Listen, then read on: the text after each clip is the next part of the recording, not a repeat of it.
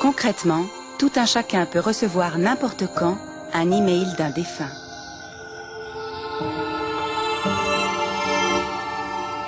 Si elle reçoit un email ou quelque chose comme ça, de manière inattendue, sur son ordinateur, sur le moment, il va y avoir un choc, qui va être évidemment un choc émotionnel fort, et puis elle va retomber dans cette absence, forcément, parce que c'est complètement irréel, virtuel, il n'est pas là, mais je reçois un email.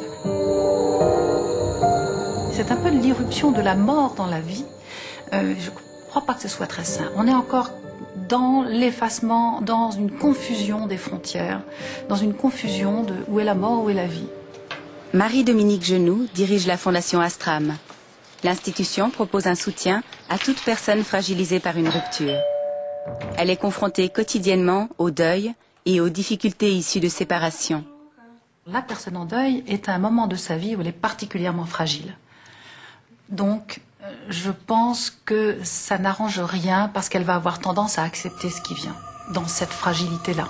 Et c'est là le gros danger. Donc il y a un danger de dépendance évident, comme bien des gens commencent à être dépendants d'Internet, des mondes virtuels, etc. On va retrouver la même chose, on risque de retrouver la même chose là.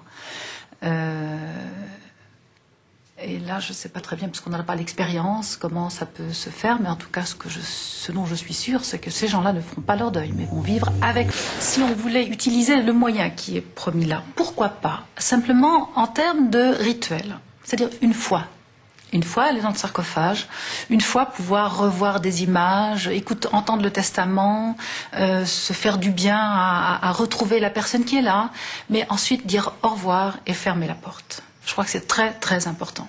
Parce que si la porte n'est pas fermée, la frontière de nouveau s'efface et on ne sait plus où on est. La porte doit se fermer derrière la personne qui est décédée.